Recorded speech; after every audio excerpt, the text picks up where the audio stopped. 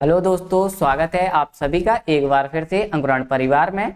तो हम जो जियोग्राफी की क्लास में पढ़ रहे थे, पिछली क्लास में हमने भारत की झीलें पढ़ी थी। अब हमारी जो आज की क्लास है वो है भारत के जलप्रपात। भारत में अलग अलग जगह पे, अलग अलग स्टेट में, अलग अलग राज्य में अलग अलग क्या बनते हैं, कई सारे जलप्रपात बनते हैं, कई नदियों द्वारा बनते हैं और कई क्या होते हैं, बारिश के कारण जो बहुत अधिक पानी हो जाता है तो पानी की वजह से, कुछ बारिश की वजह से भी झरने बनते हैं। तो उन सभी के बारे में आज हम पढ़ने वाले हैं। ठीक है, तो आ जाइए सभी लोग और क्लास को ज्वाइन कर लीजिए, फिर क्लास को शुरू करते हैं।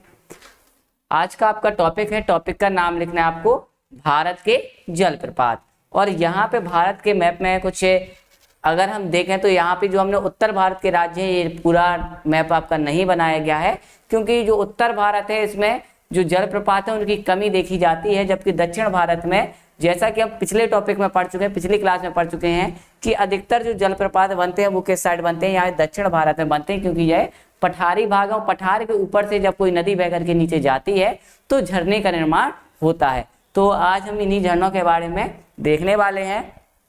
तो यहाँ पर आपका ये राजस्थान है, राजस्थान के नीचे आपका गुजरात राज्य हो जाएगा, महाराष्ट्र है, गोवा है, कर्नाटक है, केरल राज्य है, फिर तमिलनाडु राज्य है, तमिलनाडु के ऊपर आंध्र प्रदेश, तेलंगाना, तेलंगाना के ऊपर आपका छत्तीसगढ़ और उड़ीसा राज्य हो जाएगा, उड़ीसा के ऊपर आपका वेस्ट बंगाल हो जाएगा और बगल में हो जाएगा आपका झारखंड राज्य, झारखंड के ऊपर आपका बिहार हो जाएगा, बिहार के बगल में उत्तर प्रदेश और मध्य प्रदेश। इन राज्यों में आपके क्या है, अलग अलग झरने बनते हैं। और एक झरना आपका मेघालय राज्य में भी बनता है, जो कि बारिश के कारण, किसी नदी पर नहीं, बारिश के कारण बनता है, क्योंकि यहाँ पर गारो, खासी और जयंतिया पहाड़ियाँ, उन पहाड़ियों के ऊपर जब क्या होता है, जब बहुत ज़्यादा मासेराम क्योंकि यहीं पर है, तो वहाँ पे जब बहुत ज़्यादा वर्षा होती है, वर्षा के कारण क्या होता है, झरने का निर्माण होता है। तो वो झरना यहाँ पे मेंशन किया गया है। तो यहाँ पे एक एक राज्यों से हम देखेंगे कौन से राज्य में कौन सा झरना बनता है। तो सबसे पहले बात करते हैं आपका राजस्थान की। तो राजस्थान में आपका एक झरना बनता है, कौन सा झरना, चूलिया जलप्रपात। कौन सा जलप्रपात, चूलिया जलप्रपात। अगर आपसे पूछा जाए ये किस राज्य में स्थित है, तो ये आपका राजस्थान में, और किस नदी पर स्थित है, तो यह चंबल नदी पर स्थित है। जो चंबल नदी आपकी यहाँ मध्य प्रदेश से निकल के इस तरीके से बहती है। तो यहाँ पर कोटा है आपका एक जिला राजस्थान का। इस कोटा जिले में कौन सा जलप्रपात बनता है, तो चूलिया जलप्रपात बनता है चंबल नदी पर। तो पहला नोट डाउन करिए आप, पहला जलप्रपात चूलिया जलप्रपात चंबल नदी पर, कौन से राज्य में, राजस्थान राज्य में। इसके बाद गुजरात में आपका कोई इंपॉर्टेंट आपका जलप्रपात नहीं है। इसके बात करते हैं मध्य प्रदेश में। तो मध्य प्रदेश में आपके दो प्रमुख जलप्रपात बनते हैं। मध्य प्रदेश में ढेरों जलप्रपात बनते हैं, क्योंकि मध्य प्रदेश जो है, यहाँ पर बहुत ज्यादा नदियां बहती हैं। मध्य प्रदेश को क्या कहते हैं, नदियों का मायका कहा जाता है। बहुत सारी नदियां यहाँ पर बहती हैं और बहुत सारे ढेर सारे जलप्रपात हैं। लेकिन आपको यहाँ पे दो जलप्रपात आपको याद रखना है, धुआंधार और कपिलधारा जलप्रपात। जो कि ये जो जलप्रपात है ये कहाँ पर बनाए गए हैं, तो यहाँ पर आपकी एक नदी बहती है, नर्मदा नदी। इस नर्मदा नदी पर जलप्रपात बनते हैं। आपके दो जलप्रपात हैं, एक आपका हो जाएगा धुआंधार जलप्रपात और एक हो जाएगा कपिलधारा जलप्रपात। और दोनों ही किस नदी पर है, नर्मदा नदी पर है। जो धुआंधार जलप्रपात है ये आपका जबलपुर में बनता है, मध्य प्रदेश का जिला है जबलपुर, वहां पे बनता है। जबकि कपिलधारा जो जलप्रपात है ये मध्य प्रदेश के अमरकंटक जिले में, अनूपपुर के अंदर अमरकंटक जगह है, वहां पर ये जलप्रपात आपका बनता है। तो मध्य प्रदेश में आपको याद रखना है, धुआंधार जलप्रपात नर्मदा नदी पर है और कपिलधारा जलप्रपात भी नर्मदा नदी पर है। और ये दोनों कहाँ पर है, आपके मध्य प्रदेश में। इसके बाद आगे चलते हैं, तो मध्य प्रदेश के बाद हम आते हैं महाराष्ट्र में। तो महाराष्ट्र के अंदर दो आपके जलप्रपात बनते हैं। एक है आपका बजराई जलप्रपात। कौन सा जलप्रपात है, बजराई जलप्रपात है, जो कि उरमोड़ी नदी पर महाराष्ट्र के अंदर बनता है। उरमोड़ी आपकी कौन, क्या है, ये नदी का नाम है। उरमोड़ी नदी पर कौन सा जलप्रपात है, बजराई जलप्रपात है। और एक आपका अंबोली घाट, कौन सा है, अंबोली घाट जलप्रपात है, जो कि किस नदी पर है, हिरण्यकेशी नदी पर स्थित है। ये भी आपका कहाँ पर है, दोनों ही आपके महाराष्ट्र के अंदर स्थित है। बजराई जलप्रपात कहाँ पर, उरमोड़ी नदी पर। जबकि आपका अंबोली घाट जो आपका जलप्रपात है ये किस नदी पर है, हिरण्यकेशी नदी पर स्थित है। ठीक है, इसके बाद आ जाते हैं और नीचे गोवा। तो गोवा में अभी हमने जब नदी पढ़ी थी तो गोवा में पढ़ी थी हमने एक मांडवी नदी और एक जुआरी नदी। तो जो मांडवी नदी है, मांडवी नदी के द्वारा एक जलप्रपात बनाया जाता है दूध सागर जलप्रपात। ये बहुत इंपॉर्टेंट है और पेपर में बार बार पूछा जाता है कि दूध सागर जलप्रपात कहाँ पर है। तो दूध सागर जलप्रपात आपको याद रखना है, कई बार कंफ्यूजन होती है। दूध सागर को हम मध्य प्रदेश में कर देते हैं क्योंकि मध्य प्रदेश में बहुत सागर वाले जलप्रपात बनते हैं। तो यहाँ पे आपको दूध सागर जलप्रपात याद रखना है। गोवा में किस नदी पर है? मांडवी नदी पर स्थित है। इसके बाद आते हैं गोवा के बाद आते हैं कर्नाटक राज्य में। तो कर्नाटक में भी बहुत सारे जलप्रपात आपके देखने को मिलते हैं, जिनमें हमने कुछ जलप्रपात पढ़े थे। जैसे पहला जलप्रपात है आपका जोग जलप्रपात, या इसी को आपको क्या बोलते हैं, गरसोप्पा जलप्रपात भी बोलते हैं। और इसका एक तीसरा नाम भी बताया था, महात्मा गांधी जलप्रपात। कौन सा? महात्मा गांधी। इसका एक और नाम बताया था, महात्मा गांधी जलप्रपात। ये जलप्रपात कहाँ पर है? कर्नाटक में स्थित है। किस नदी पर स्थित है? शरावती नदी पर स्थित है। और यह भारत का सबसे ऊंचा जलप्रपात है। भारत का सबसे ऊंचा, ऊंचाई पर स्थित नहीं है, सबसे ऊंचा। मतलब इसमें क्या होता है, जो पानी होता है वो सार्वधिक ऊंचाई से गिरता है। पानी क्या होता है? सार्वधिक ऊंचाई से गिरता है। मतलब ये वाली जो हाइट है ये कितनी है इसकी? 253 मीटर है। कितनी हाइट है इसकी? 253। ये आपको डेटा याद रखना है क्योंकि ये भारत का क्या है? सबसे ऊंचा जलप्रपात है। शरावती नदी पर 253 मीटर ऊंचा जलप्रपात कौन सा है? जोग या गरसुप्पा जलप्रपात। इसके बाद एक आपका शिव समुद्रम जलप्रपात है। ये आपका कावेरी नदी कर्नाटक में ही स्थित है। इसके बाद कुंचिकल जलप्रपात भारत में सर्वाधिक ऊंचाई पर, भारत में क्या है? सबसे ऊंचा नहीं है, सबसे ज्यादा ऊंचाई में स्थित जलप्रपात कौन सा हो जाएगा? वह हो जाएगा कुंचिकल जलप्रपात। और किस नदी पर है? तो नदी का नाम याद रखना है, बराही नदी पर स्थित है।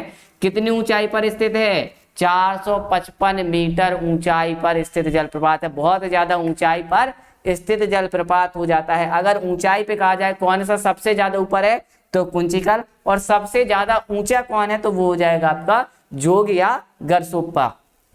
इसके बाद आपका चौथा है आपका गोकक जलप्रपात। ये आपका किस नदी पर है? घाट प्रभा नदी पर स्थित है। और घाट प्रभा नदी हमने बताई थी, घाट प्रभा, माल प्रभा, ये किसकी सहायक नदियां हैं? कृष्णा नदी की सहायक नदियां हैं। तो यहाँ पर आपका कौन सा जलप्रपात है? गोकक जलप्रपात।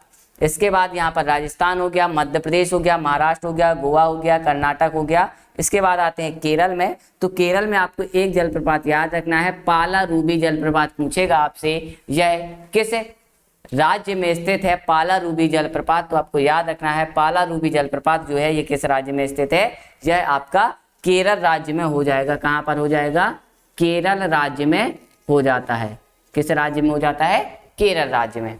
इसके बाद आगे चलते हैं तो यहाँ पर इस तरीके से यहीं से चलते हैं। तो सबसे पहले आता है तमिलनाडु। तो तमिलनाडु में दो प्रमुख आपके क्या हैं? जलप्रपात हैं। कौन कौन से जलप्रपात हैं? पहला है आपका होगे नक्कल जलप्रपात। कौन सा है? होगे नक्कल जलप्रपात। और दूसरा है आपका पायकारा जलप्रपात। कौन सा है? होगे नक्कल जलप्रपात और पायकारा जलप्रपात। तो जो होगे नक्कल है ये आपका कावेरी नदी पर स्थित है तमिलनाडु में। और जो पायकारा जलप्रपात है ये पायकारा नदी पर ही स्थित होता है। पायकारा नदी के बारे में हमने पढ़ा भी था। पायकारा नदी तमिलनाडु में पायकारा जलप्रपात का निर्माण करती है। इसके बाद तमिलनाडु के बाद आंध्र प्रदेश में आपका कोई नहीं है, तेलंगाना में भी नहीं है आपका, तेलंगाना में भी कोई नहीं है।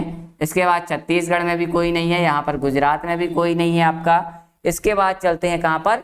उड़ीसा में। तो उड़ीसा में आपके दो प्रमुख जलप्रपात हो जाते हैं, एक हो जाता है डुडुमा जलप्रपात और एक हो जाता है बरेही पानी जलप्रपात। कौन कौन से जलप्रपात हो जाते हैं? डुडुआ या दुदुमा मिलेगा। डुडुआ जलप्रपात, डुडुमा जलप्रपात कहाँ पर हो जाएगा? ये मस्कुंड नदी पर हो जाएगा। किस नदी पर? मस्कुंड नदी पर हो जाएगा, उड़ीसा राज्य में ही। और आपका जो बरेही पानी जलप्रपात है, कौन सा जलप्रपात? बरेही पानी, ये उड़ीसा में किस नदी पर हो जाएगा? बुधबलंग नदी पर हो जाएगा। किस नदी पर? बुधबलंग नदी पर हो जाएगा। उड़ीसा राज्य की लोकेशन का आपकी कहाँ पर है? ये आपका उड़ीसा राज्य। उड़ीसा राज्य के अंदर आपका डुडुमा जलप्रपात हो जाएगा और कौन सा हो जाएगा? बरेही पानी जलप्रपात। डुडुमा जलप्रपात मस्कुंड नदी पर हो जाएगा, जबकि बरेही पानी जलप्रपात कहाँ पर हो जाएगा? बुधबलंग नदी पर हो जाएगा। उड़ीसा के बाद चलते हैं झारखंड में। तो झारखंड में भी आपके दो प्रमुख जलप्रपात हैं जिनको आपको याद रखना है। कौन कौन से जलप्रपात हैं? पहला है आपका राजप्पा जलप्रपात, जो दामोदर नदी है, दामोदर नदी, और भीरा नदी है, भीरा मतलब भैरव नदी, इन दोनों नदियों के माध्यम से एक जलप्रपात बनता है राजप्पा जलप्रपात। कहाँ पर? छोटा नागपुर पठार के अंदर बनता है। और पेपर में एक ये बहुत ज़्यादा पूछा जाता है, इसको अच्छे से नोट डाउन करिएगा, हुंड्रू जलप्रपात, बहुत अच्छे से नोट डाउन करिएगा। हुंड्रू जलप्रपात बहुत ज़्यादा पूछा जाएगा आपको। तो हुंड्रू जलप्रपात कहाँ पर है? आपका स्वर्ण रेखा नदी पर है। और ये भी कहाँ पर है आपका? ये भी आपका झारखंड में। ये आपको जो हम रेड कलर से किए दे रहे हैं, जो आपको याद रखने हैं, ये भी आपको याद रखना है, ये याद रखना है, ये याद रखना है, जो आपके इंपॉर्टेंट हैं। धुआंधार आपसे पूछा जाता है, कपिल धारा पूछा जाता है, आपका दूध सागर, ये आपके बहुत ज़्यादा, आपका बरेही पानी हो गया, ये चूलिया जलप्रपात, ये आपके क्या है? बहुत ज़्यादा इंपॉर्टेंट हैं, जो आपको याद रखने हैं। ठीक है। इसके बाद कौन सा? राजप्पा कहाँ पर हो जाएगा? झारखंड में दामोदर और भीरा नदी के द्वारा बनाया जाता है, जबकि हुंड्रू जलप्रपात स्वर्ण रेखा नदी के द्वारा बनाया जाता है। स्वर्ण रेखा नदी याद कीजिए कहाँ पर बहती है? ये भी आपकी उड़ीसा की प्रमुख नदी हो जाती है। और इसी नदी के किनारे आपका जमशेदपुर जो शहर है वो किस नदी के किनारे है? इसी स्वर्ण रेखा नदी के किनारे स्थित है। झारखंड के बाद आगे चलते हैं तो आता है हमारा बिहार। तो क्या बिहार में कोई है? तो बिहार में तो कोई भी नहीं है। बिहार के बाद आप बिहार में नहीं है, यहाँ पे आपका झारखंड में हो गया है, बिहार में कोई नहीं है, यूपी में नहीं है, वेस्ट बंगाल में भी नहीं है, सिक्किम में भी नहीं है। अब आता है मेघालय में। तो मेघालय में आपका एक जलप्रपात है नोहक लिकाई जलप्रपात। कौन सा जलप्रपात? नोहक लिकाई जलप्रपात, जो कि किस के कारण बनता है? तो कोई नदी के कारण नहीं, ये जलप्रपात आपका बारिश के पानी से बनता है। जब मानसून आता है, बहुत ज़्यादा बारिश होती है, तो यहाँ की जो गारो खासी जयंती है, पहाड़ियों से पानी जब नीचे गिरता है तो इस झरने का निर्माण होता है। कौन सा झरना है? नोहक लिकाई झरना। तो ये थे आपके पूरे मध्य प्रदेश और भारत के क्या थे? झरने थे। इन झरनों के बारे में आपको पूरा याद रखना है। इसका आप लोग स्क्रीनशॉट ले लीजिए, स्क्रीनशॉट ले लीजिए सभी लोग। और आपको भी इसी तरीके से अपने कॉपी में इसको क्या करना है? मेंशन करना है। ये आपके भारत के झरने के बाद आपके यहाँ के टॉपिक कंप्लीट हो गए हैं। अब नेक्स्ट क्लास में हम पढ़ेंगे भारत में मानसून के बारे में। सबसे पहले मानसून के बारे में जानेंगे। तो मानसून की क्लास जो होती है बहुत ही अच्छी क्लास होने वाली है, तो सभी लोगों को आपको इस क्लास को जरूर देखना है। बहुत ही मतलब बहुत अच्छा चैप्टर होता है, जो हम काल्पनिक चैप्टर होता है। जैसे ये जलप्रपात है, तो जलप्रपातों को तो हम देखते हैं कि किस तरीके से पानी गिरता है, लेकिन मानसून का पता नहीं चलता है मानसून आता कब है, बारिश कैसे होती है, कब होती है, क्यों होती है। अगर इन सभी के बारे में आप जानना चाहते हैं कि भारत में बारिश कब और कैसे होती है, किस प्रकार से मानसून भारत में प्रवेश करता है, कौन से मानसून से भारत में वर्षा होती है, तो आप इस क्लास में कंटिन्यू बने रहिए। और अगली क्लास में हम भारत में मानसून और भारत की जलवायु के बारे में अध्ययन करेंगे। तो अगर ये क्लास आपको अच्छी लगे तो क्लास को सभी लोग लाइक करिए और क्लास को ज़्यादा से ज़्यादा शेयर करिए। Thank you to all of you.